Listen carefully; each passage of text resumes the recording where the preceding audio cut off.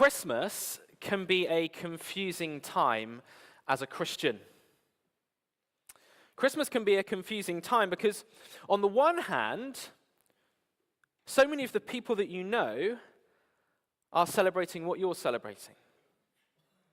The people in your team at work, the people in your house next door, the people in your class at school.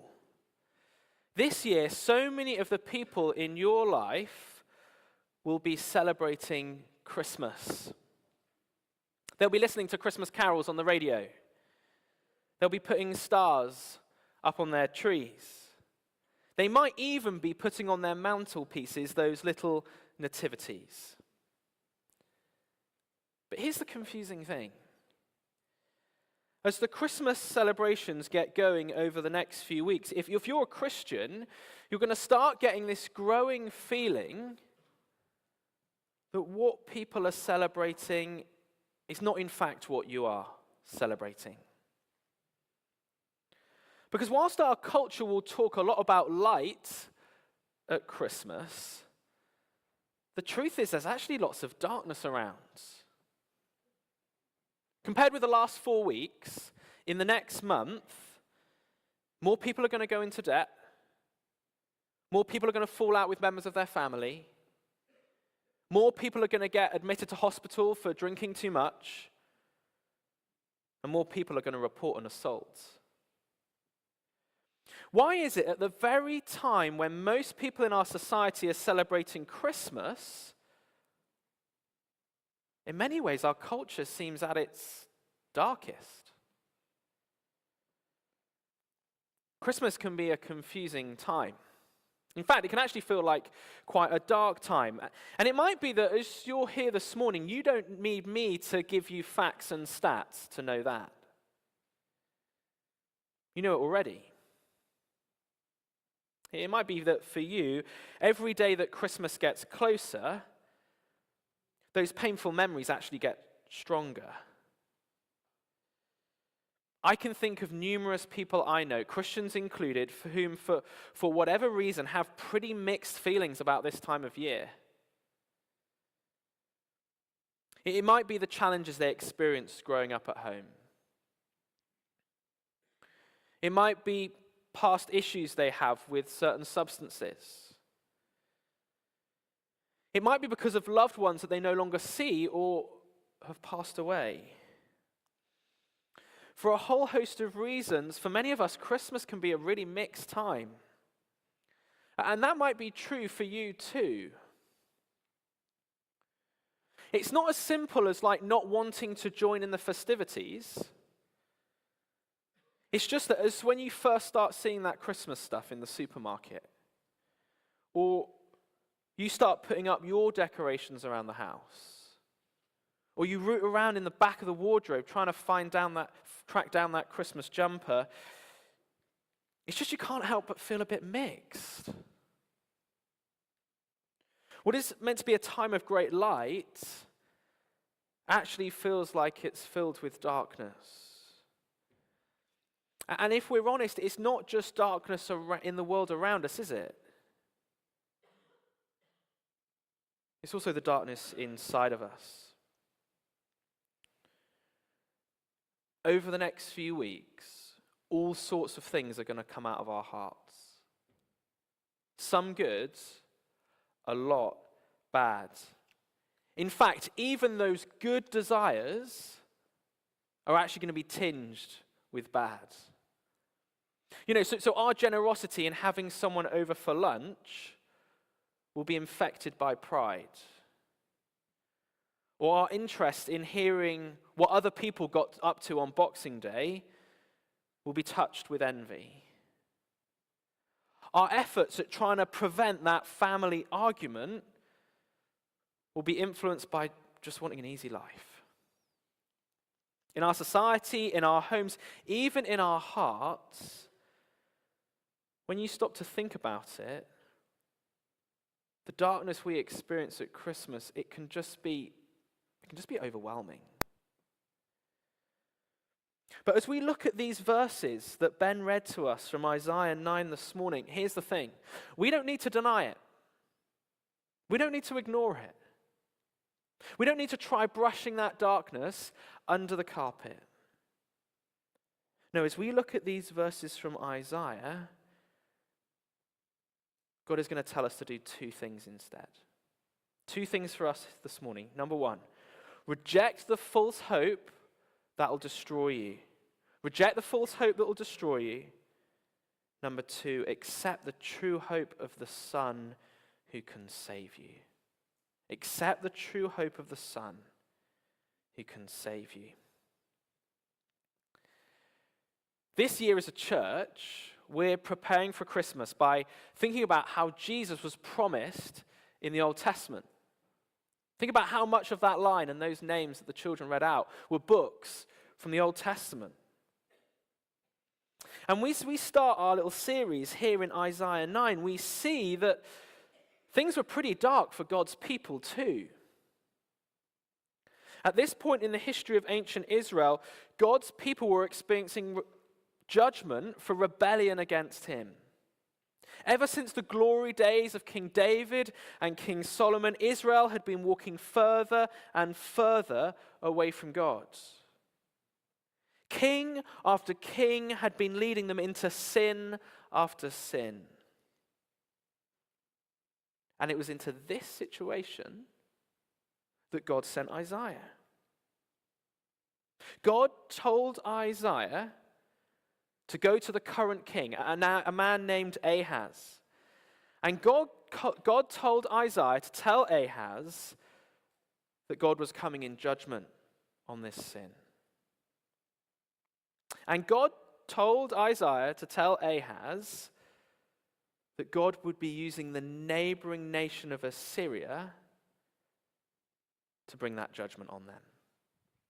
In fact, if you could just turn your page back, just one, and let me read to you from Isaiah chapter 8, verse 7. This is how Isaiah put it. Therefore the Lord is about to bring against them the mighty flood waters of the Euphrates, the king of Assyria with all his pomp. It will overflow all its channels, run over all its banks, and sweep on into Judah, swirling over it, passing through it, and reaching up to the neck.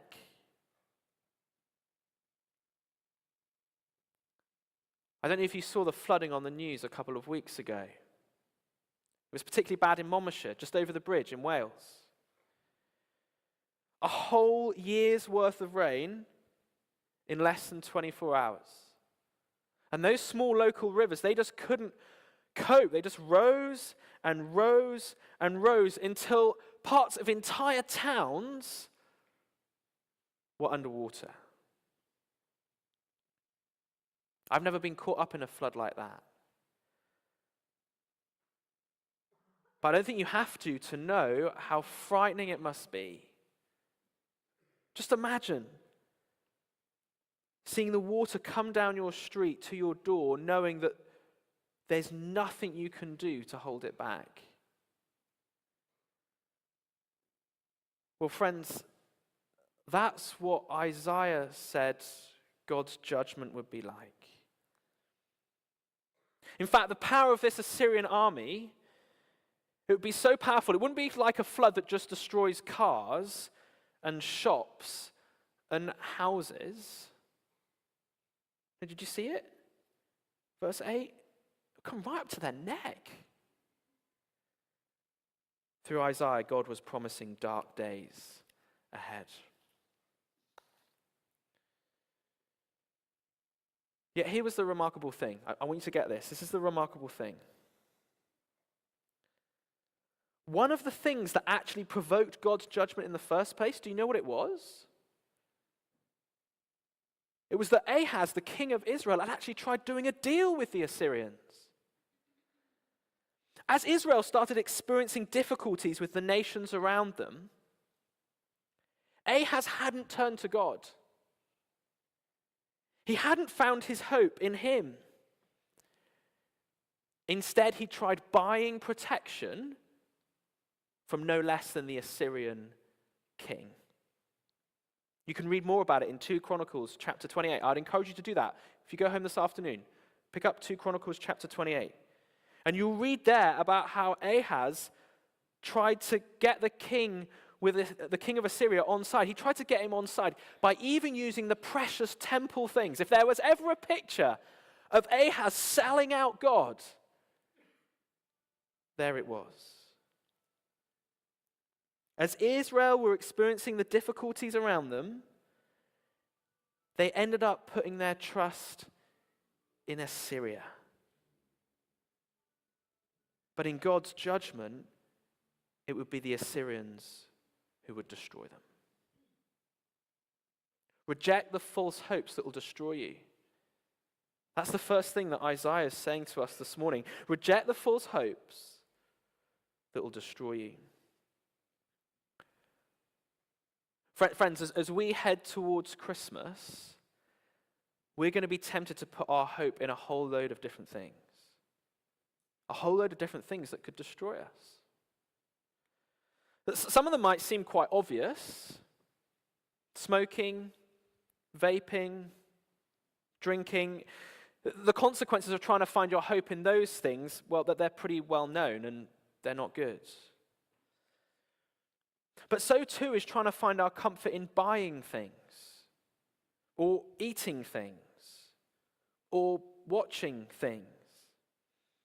It's not that it's necessarily wrong to do these things, but when we try to find our hope in them, that can be pretty destructive.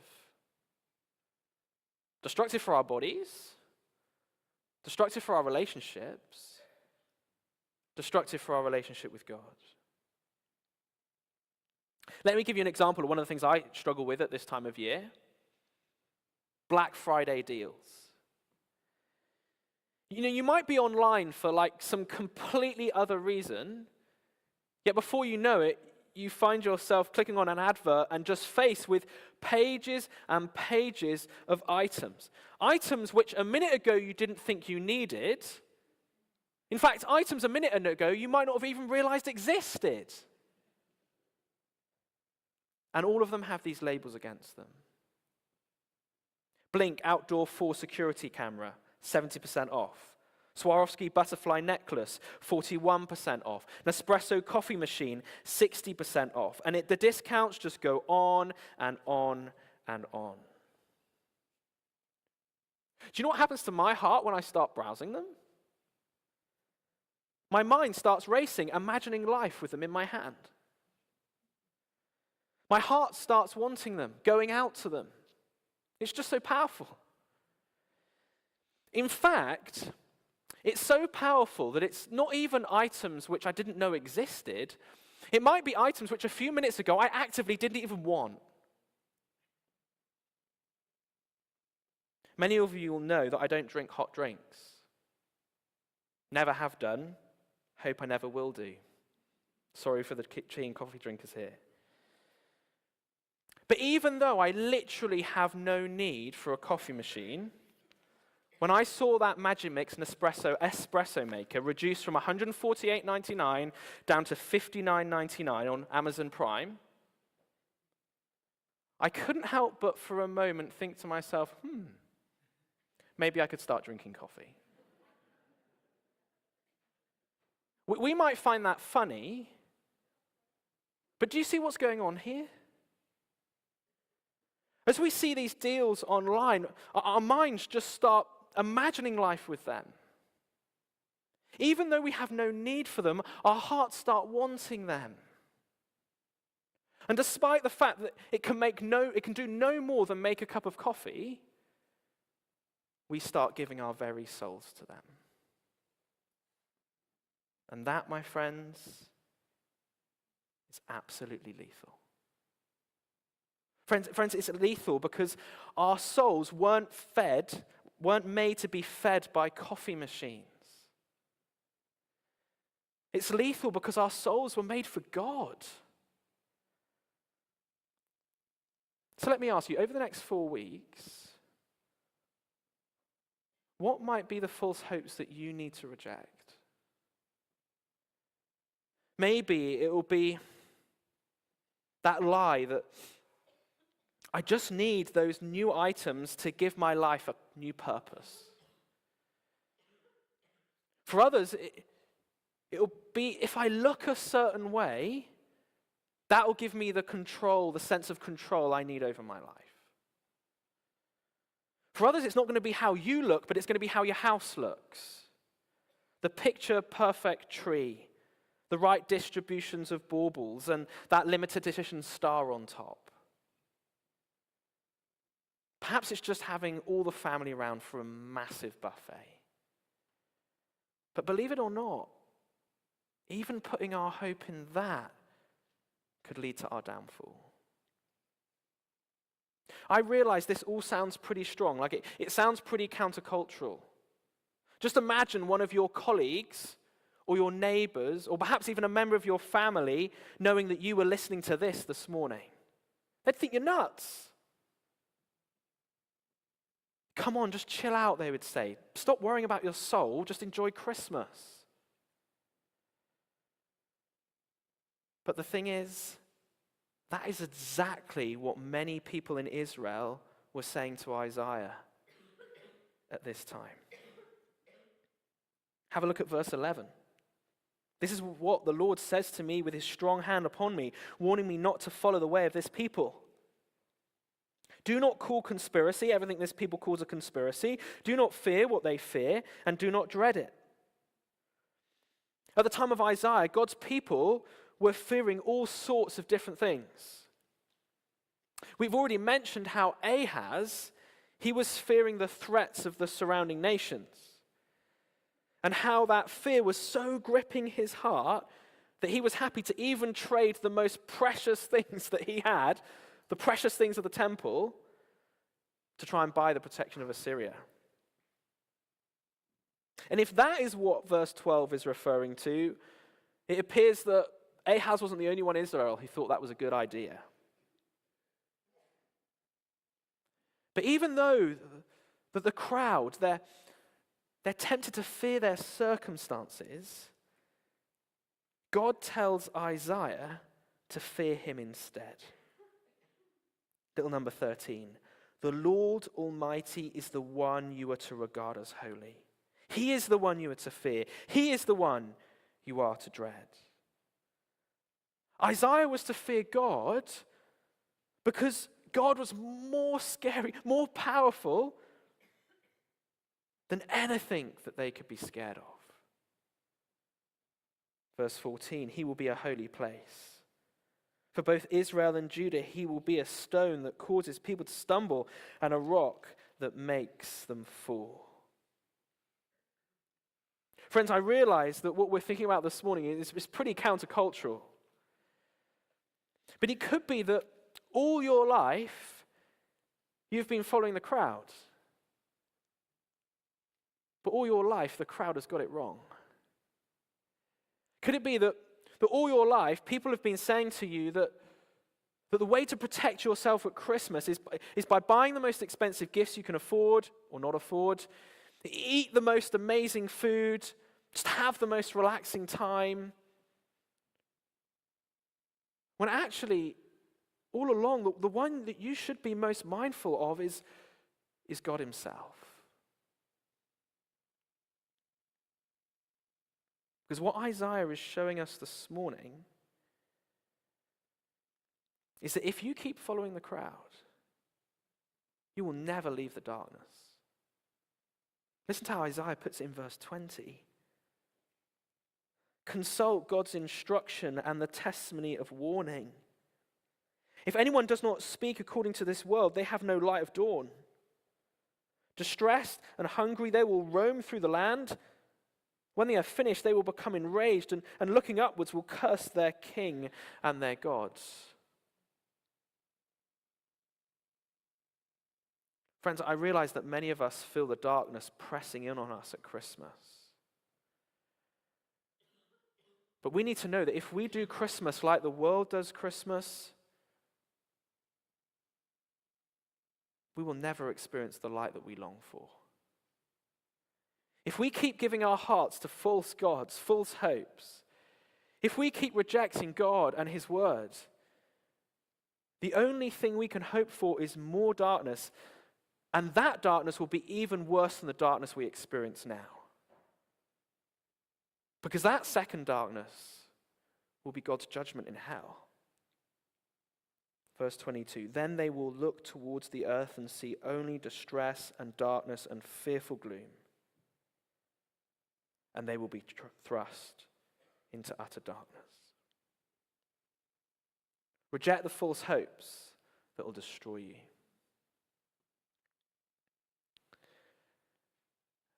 Now, I want to acknowledge that this sermon has been pretty heavy so far.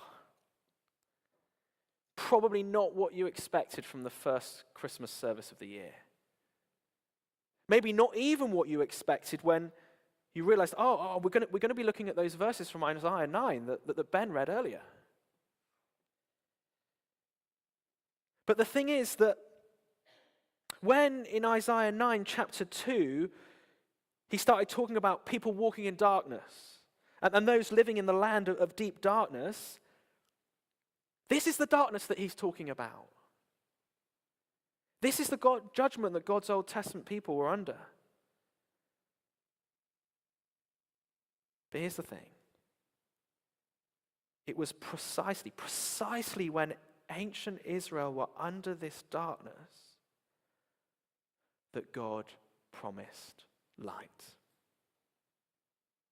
The people walking in darkness have seen a great light.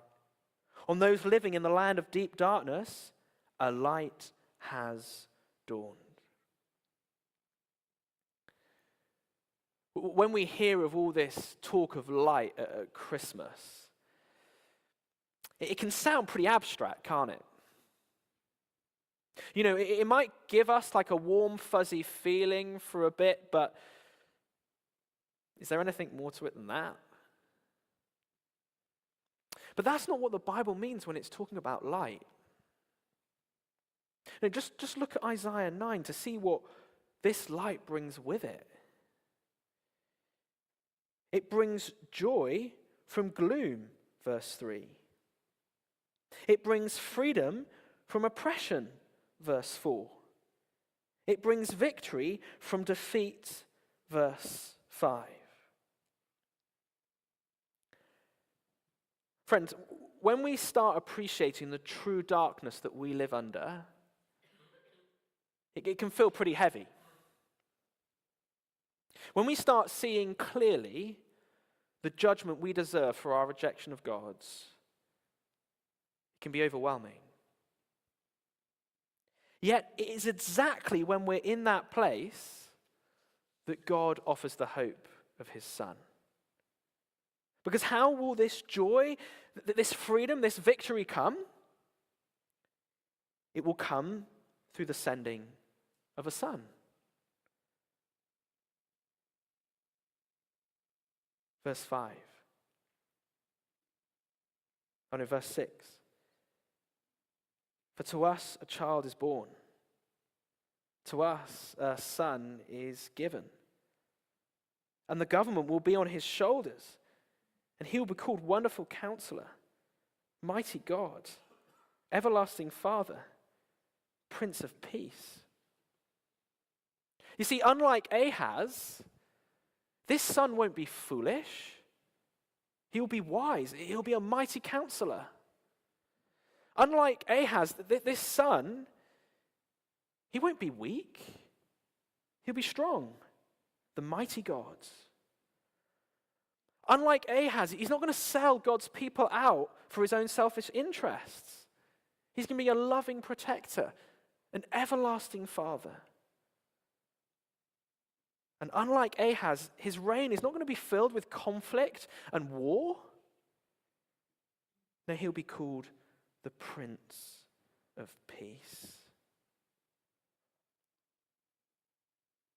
Friends, over the next few weeks, we're going to be tempted to put our hopes in crackers and cakes and coffee machines. Yet God is offering us this.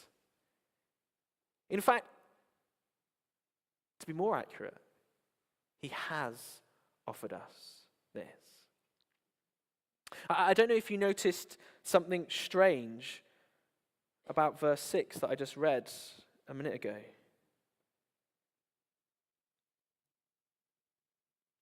God, through Isaiah, is making this promise of this son that he's going to send. But in verse 6, God speaks as if it's already happened.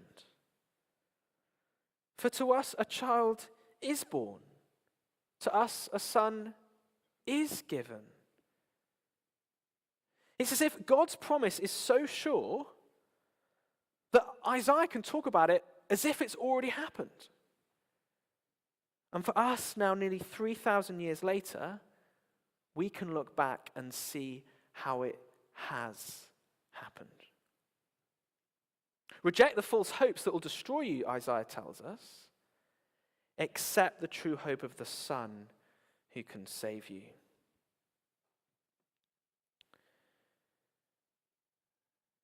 After Ben read those words from Isaiah 9, Thomas read to us, didn't he, from Matthew chapter 4.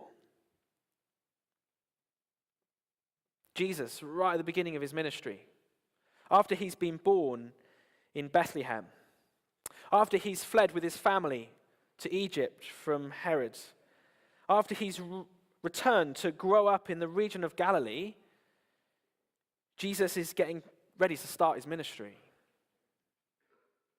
His way has been prepared by John the Baptist. He's been tempted by the devil in the wilderness. He's been baptized by John in the River Jordan. And after he comes back from being tempted by the devil, walks back into Galilee, and he hears this rumor about how John has been arrested. Jesus starts his ministry and he says to everybody, that promise in Isaiah 9, that's me.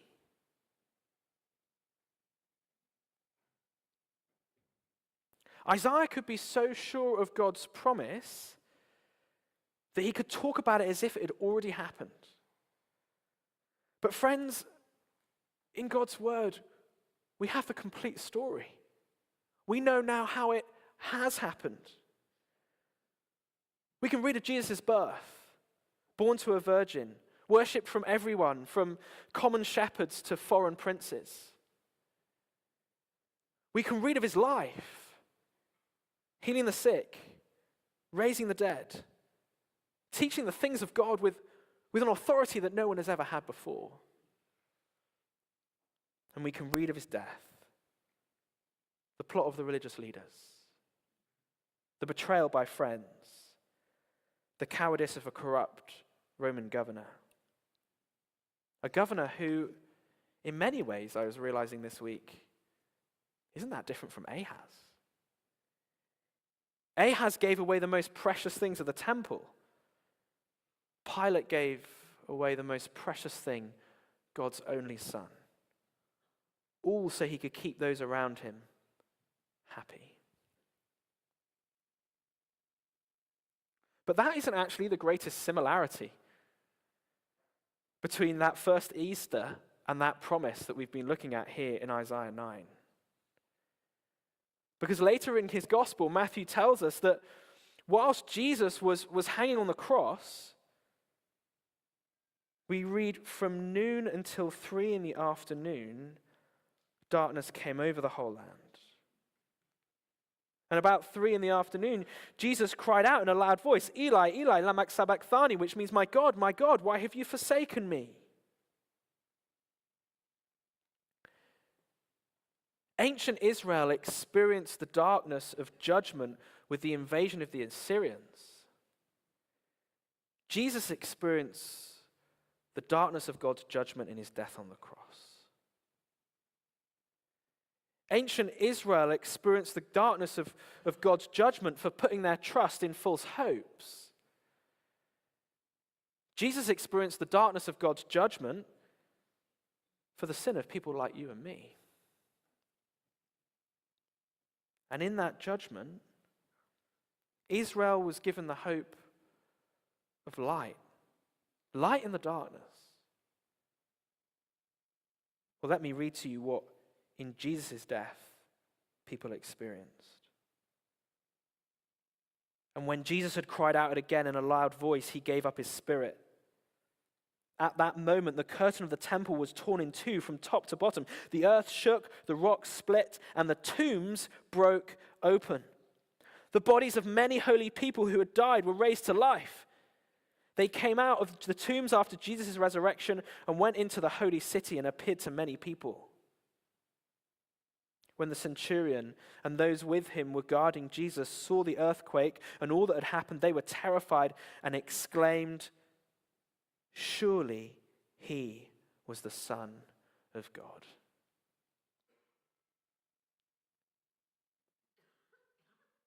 Friends, this Christmas, who are you going to say Jesus is? As you go to the supermarket, and as you browse online, and you go get the bus into Cabot Circus, are you going to give your hopes to the false ones that will destroy you? Or you're going to give your hope to the Son who can save you? As you make your plans for the Christmas period, as you think about who you're going to visit, as you think about who you're going to invite around your Christmas table, are you going to give your heart to the false hopes that will destroy you? Or to the Son who can save you? As you think back to the challenges you had growing up, mindful of the struggles perhaps you've had with certain things in your life, as you think about those that you can no longer see, are you going to give your heart to the hopes that will destroy you? Or to the Son who can save you? I realize these might not be the questions that you've thought about before. It might be that these are the kind of questions you think about all the time. But whoever we are, they're the questions we need to keep asking ourselves this Christmas, because this Christmas we will all have opportunity to give in to the darkness. But this Christmas, God invites all of us to put our hope in his Son, Jesus Christ.